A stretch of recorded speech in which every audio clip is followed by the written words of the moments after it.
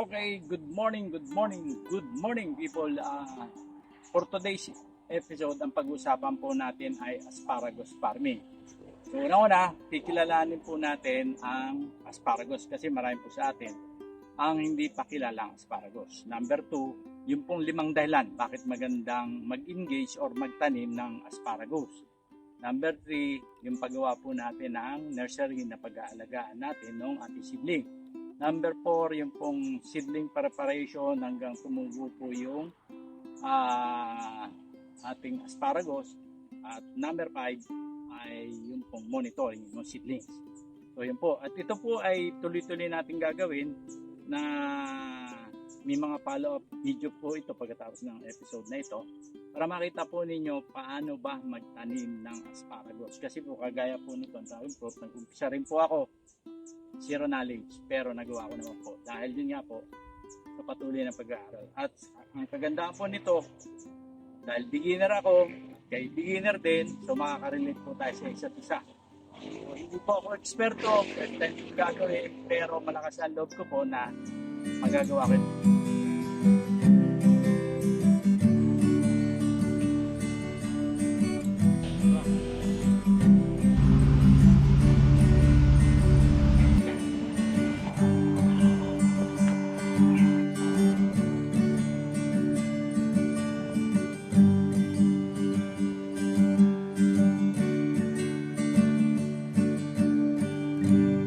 Okay mga kasaka, ngayon nandito po tayo sa asparagus.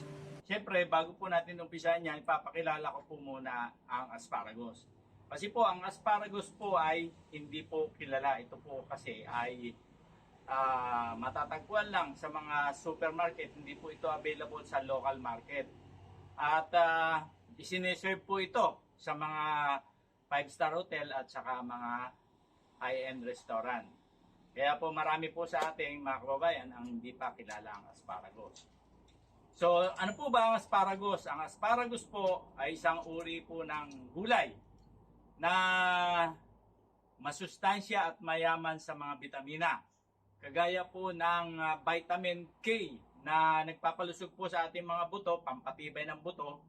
At mayaman din po sa vitamin C and E. Mga antioxidant po sila na nagpapalakas o pumoprotection po sa ating mga body cells sa ating katawan. Ganun din po ang mayaman din po ito sa sa potassium at iba pang minerals na tumutulong naman po para ma-maintain o ma-control ang ating blood pressure. So in short po ay maganda po ang asparagus na para sa ating kalusugan. So, ang asparagus din po ay hindi po dito nagmula yan. Nagmula po yan sa East Mediterranean region at saka po sa Western Asia. At ito po ay tumutubo doon po sa mga dalampasigan at sa mga tabing ilog. Doon po sa lugar na kung saan ay sandy yung lupa. At ito po ay nung unang panahon po, ito po ay tinuturing na isang herbal medicine o medisinang herbal. At later on po ay pinakilala po sa Europe bilang isang pagkain.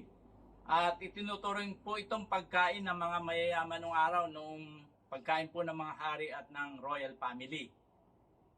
At noong pong 18th century ay nagumpisa po ang commercial operation sa Amerika. At sa ngayon po, ang China po ang number 1 producer ng asparagus, number 2 yung Peru at number 3 ang Mexico. Dito naman po sa Pilipinas, pinakilala po ang asparagus noong 1990 ng Dole Philippines. At kinultivate o inalagaan po ito doon sa sa General Santos at ibang bahagi ng Mindanao. Sa kasalukuyan po, ito po ay tinuturing na high value crop at itinatanim po dito sa atin sa lugar na malamig at matataas na lugar kagaya po ng General Santos City, Butuan City at sa Tarlac. Okay mga kasaka, bibigyan ko kayo ng 5 magandang dahilan bakit magandang magtanim ng asparagus. Number 1, for personal consumption. Kasi po ang asparagus ay maraming health benefits. Unang-una po niyan, nagpapaganda sa blood circulation. At meron din po siyang anti-inflammation properties at saka antioxidant. So, kagaya namin na senior citizen na po, napakaganda po ng asparagus. Number 2, maganda ang presyo. Ang presyo po niya sa retail ay nagre-range ng 800 per kilo pataas. At pagdating naman po sa farm gate ay nagre-range naman po yan ng 400 to 500 per kilo. Sa isang hektarya naman po ang kaya niya pong ma-produce ay umaabot po ng 6,000 kilos to 10,000 kilos. So napakaganda po. Kayo na po ang bahala magkwenta kung magkano yung potential income. So number 3, yung pong niya, yung kanyang perennial crop po siya. Ibig sabihin, pag nagtanim po kayo ngayon, pakikinabangan nyo ng mahabang panahon. So tama-tama po yan doon sa aming taniman doon na meron kami dragon fruit na ganoon din po, matagal din ang buhay. So makakatulong po yan para madagdagan ng income ng farm. Bukod pa po dyan, dahil medyo familiar na rin po ako sa kagaya po nitong kawayan. Kasi po kamukha siya ng kawayan. Meron din siyang labong. Kasi po ang asparagus, meron din siyang labong, sprout. Yun po yung spear na tinatawag. So kamukha niya. At rin po siya. Kaparehas din po siya ng luya na meron siyang tinatawag na rhizome na nag-store ng energy para pagka hindi magandang panahon, nagiging dormant siya. Kaya naman po growth resistant din po ang asparagus. Number 4, pagdating po sa supply at demand. Mataas po ang demand at kukunti supply, kaya naman po mataas ang presyo. At sila po ay mabibili lamang sa makikita lamang po, mabibili lamang sa malalaking palengke, sa mga supermarkets, at sa mga yung mga institutional buyers. So doon lamang po niyo mabibili yan. At hindi po yan available sa mga ordinaryong palengke lamang. So number 5 ay gusto po nating mapataas yung production para maka-afford naman po yung mga kababayan natin para doon sa masustansyang pagkain. Kasi po dahil sa mahal niyan, ay marami po sa ating mga kababayan hindi po kilala ang asparagus. Kung mapadami po natin, mapataas ang production, so makaka-afford na po ang mga kababayan natin. Dahil siyempre dadami yung production, ang tendency po niya bumaba yung presyo. So yun po yung maraming dahilan bakit gusto kong magtanim ng asparagus. So samahan po nyo ako hanggang sa dulo at panoorin po nyo dahil ito nga po continuing po ito, pag-aaral doon sa asparagus farming.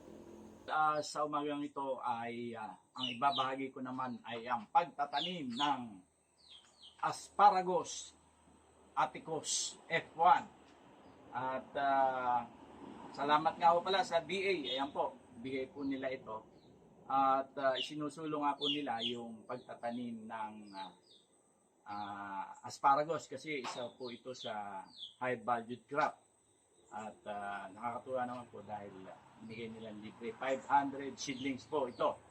So gagawin po natin ay umpisa natin sa paggawa ng nursery o greenhouse. Ito na nga po yun. Dati po itong gulungan ng baboy, i-convert po natin as nursery. Gamit ang mga indigenous materials na available. Kagaya po yan, kawayan. Yan.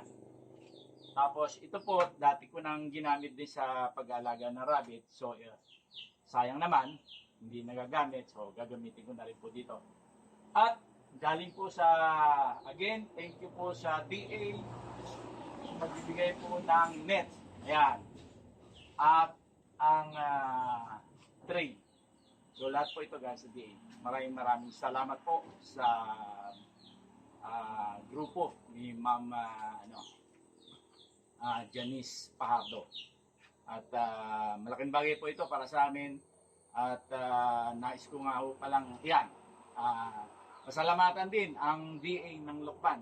Sila po yung gumagaway sa amin pagdating po sa pagsasaka.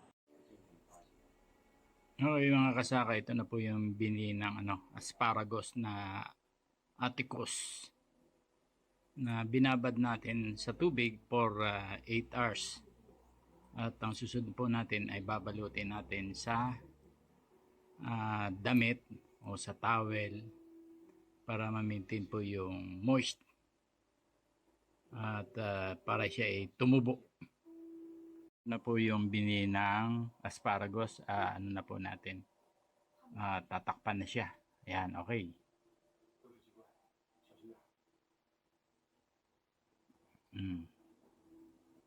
Okay. Tapos ilalagay po natin sa plastic siya. Ayan. So ayan po, ilalagay po natin sa plastic. Tapos isasarado natin. Ayan.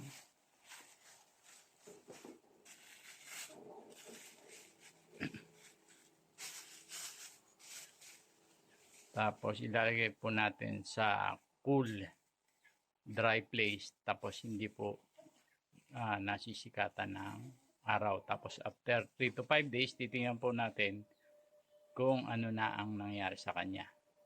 Okay.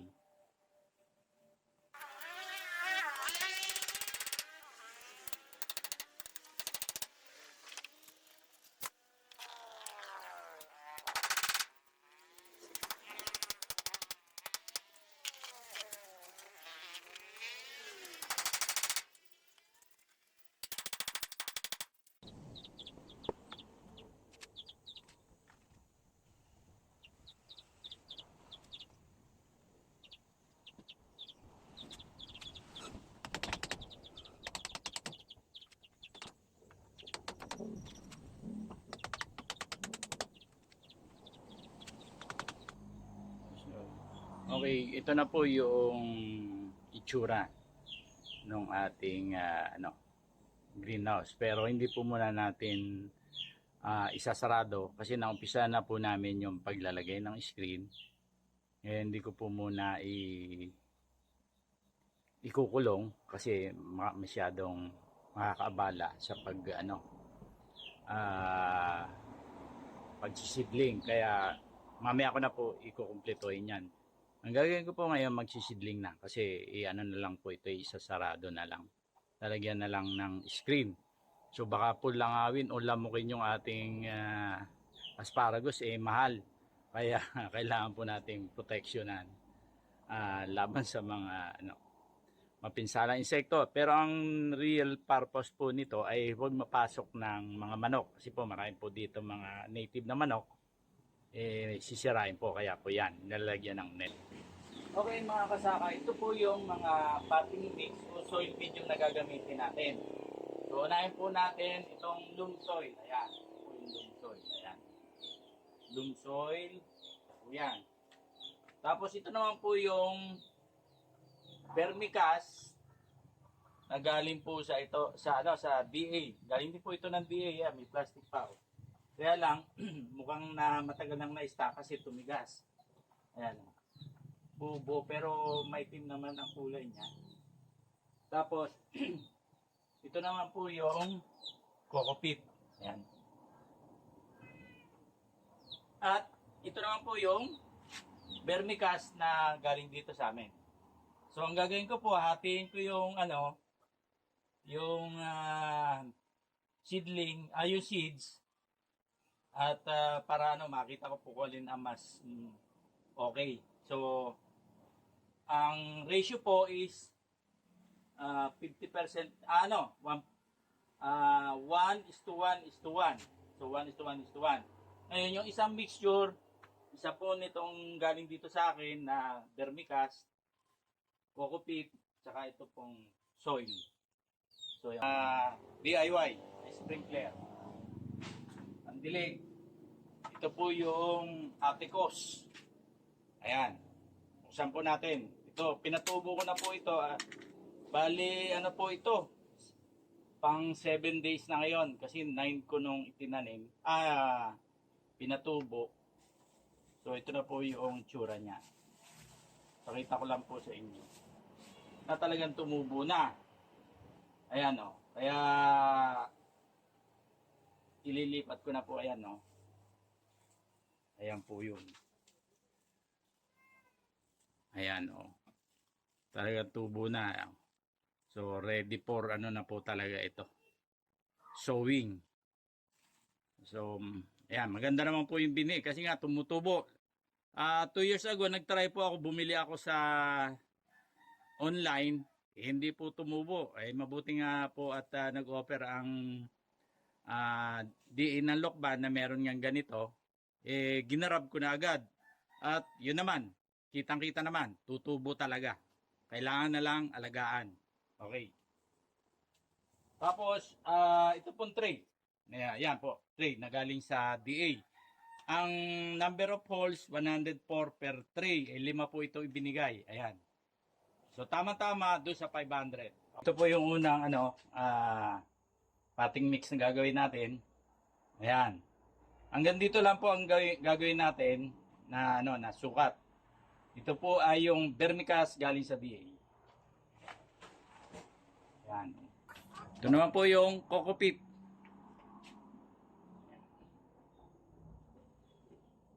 Ito naman po yung loam soil. Ayan.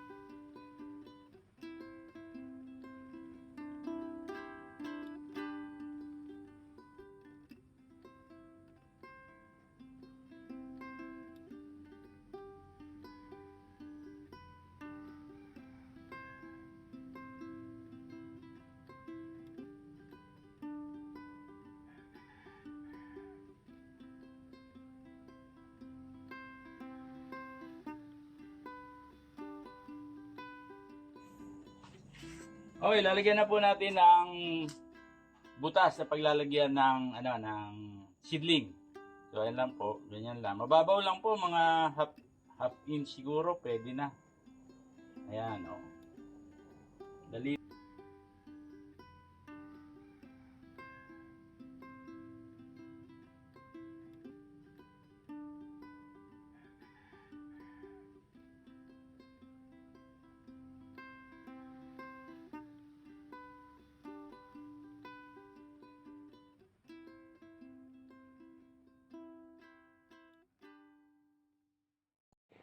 So ayan na po yun, oh. Butasan na natin yung tatlong tray. So next step po natin ay lalagyan na natin yan ng bini. So next step po, ayan. Ito yung bini natin na meron ng tubo. Ayan po. Ayan. So ilalagay po natin doon sa butas na ginawa natin. Ayan. Isa-isa po. Ito, medyo matagal po ito. So mamaya ikakat ko na lang po. Pagtapos ko na ipakikita. Pero pakikita ko lang po itong unang linya. Ayan.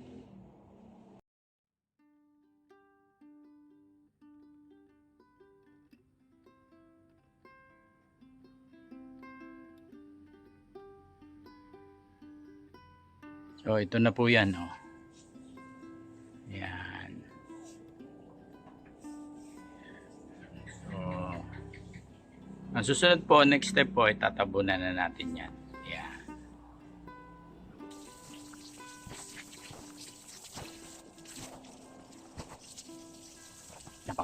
Okay.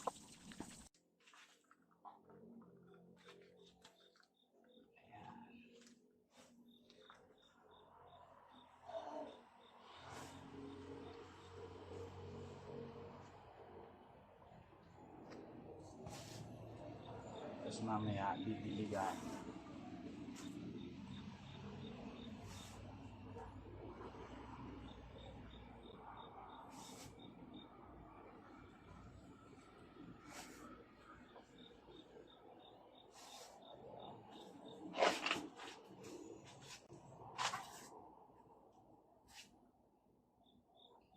So, dalawa na po sila. Ito po, una, pangalawa.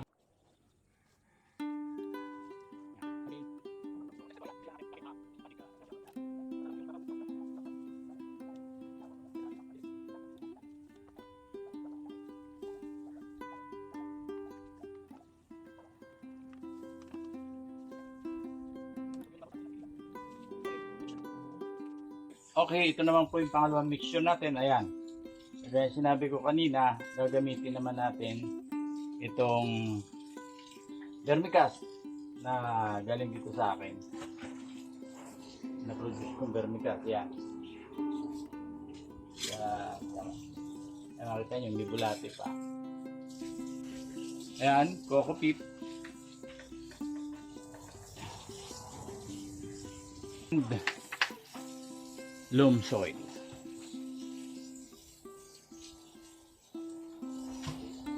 Parehas po ng proseso kanina. Haluin din natin.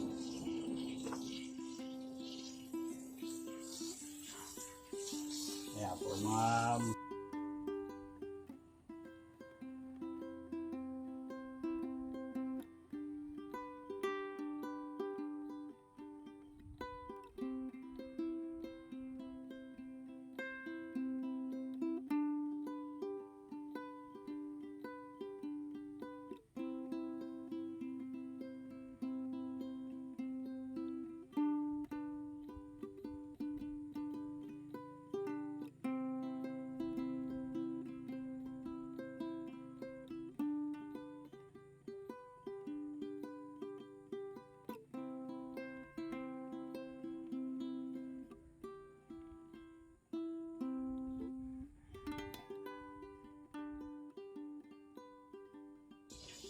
ayan po yan.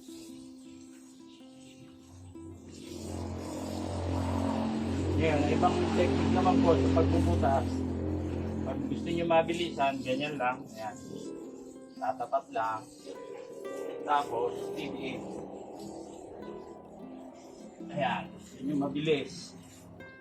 Mabilisan sa pagbubutas. Bingo! Yan po, may butas na. Kaya lang, malalaki nga na yung butas. Pero anyway, yan naman po ay tatabunan din. So, okay lang yan. So, next step, ayan. Talagyan na po tayo na punla.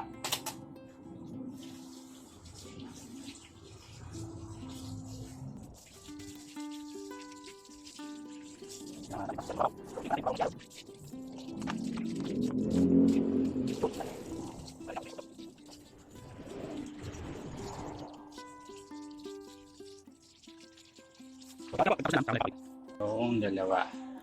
So, lalagyan na lang ng tabon at tapos na tayo.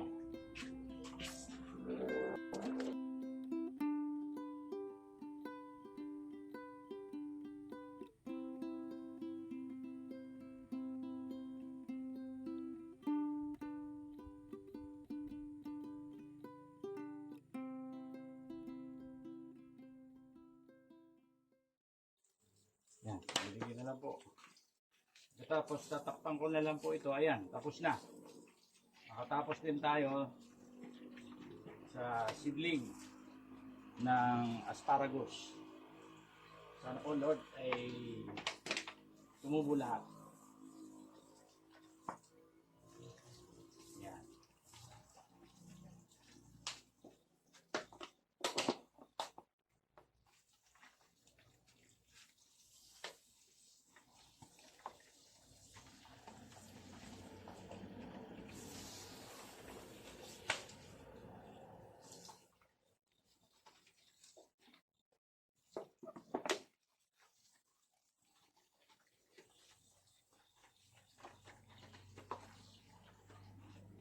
Okay, finish.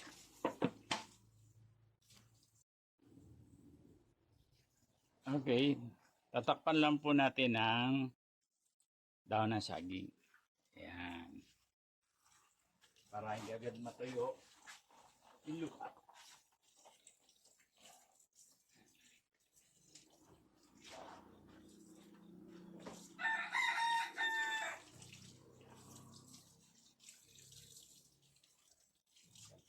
Ganyan. Okay. So that's it. Ayan na po. Okay na. Update na lang po tayo kung ano nangyari dito. Siguro after mga 5 days para makita nyo kung ano naging resulta. Kasi lumalabas po, bali naka 7 days na siya mula ng ibabad sa tubig at patubuin. So titingnan po natin kailan talaga siya lalabas sa lupa. Okay? So, ito na po yung ating nursery. Meron na po siyang net. Galing po ito sa BA. Pati po yan tray. Pati po yung sibling. Ayan. Ako lang ang gumawa nito. At ito ay dating kulungan ng baboy. So kaya ganyan po itsura. Ayan. So dati po bubong yan, yero. Pinalitan ko ng plastic. Kasi nga po ang plano ko gawing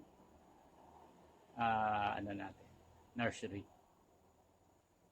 Ayan na po yan. Gagamit na. Okay mga kasaka, 5 days po mula po ng ating ilagay sa seedling tray. Ito na po yan. Ang ating asparagus. So ang size po nung kanyang stem o spear ay para silaki lang ng karayo.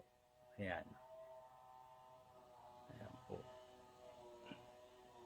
Ganyan po ay tsura nila. So, marami na pong tumutubo. Ayan. So, bali 5 tray po siya. Ayan.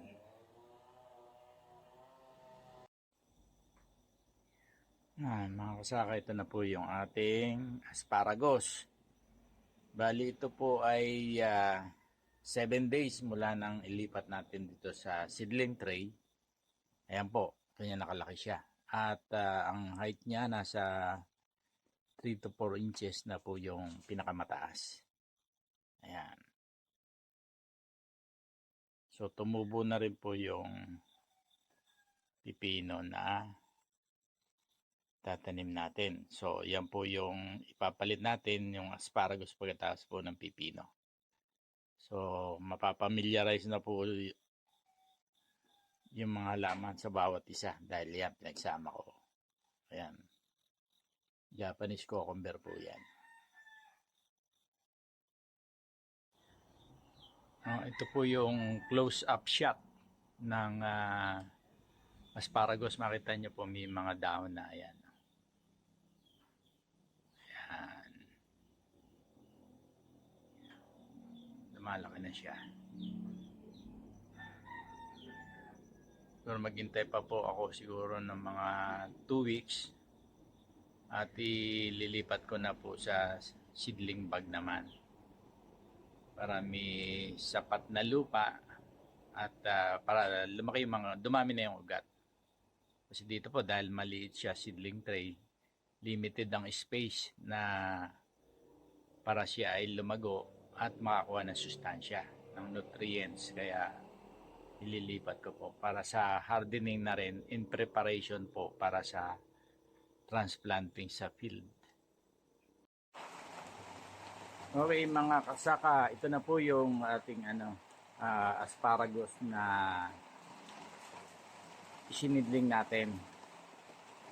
21 days na po siya at ang height na po niya ay nasa na po siya. Ayan po. Makikita nyo. Halos 6 inches na po ang height niya. Estimate ko 6 inches, 5 inches. Ganyan po ang mga height niya. Tangkad na. So, ito po ay next week ko po, ilalagay ko na po sa seedling bag. So, ayan po siya.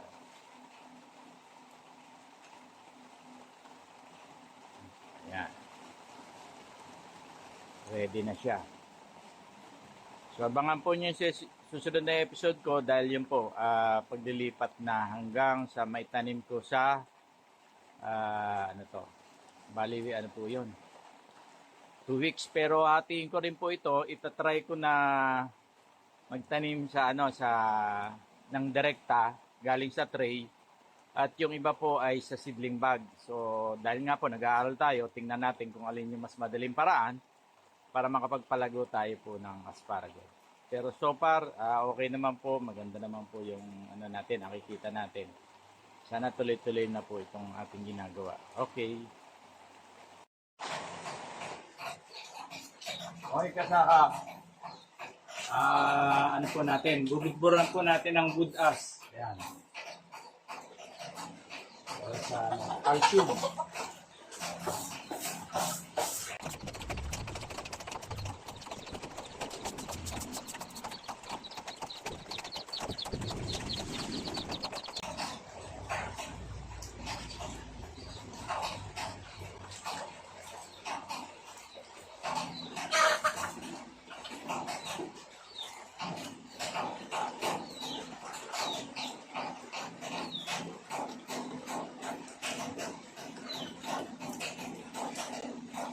Tapos, bibiligan po natin ang fish amino acid.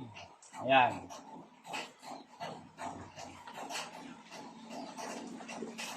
Bigyan natin. So, dalawang lang po nito. Dalawang takip lang.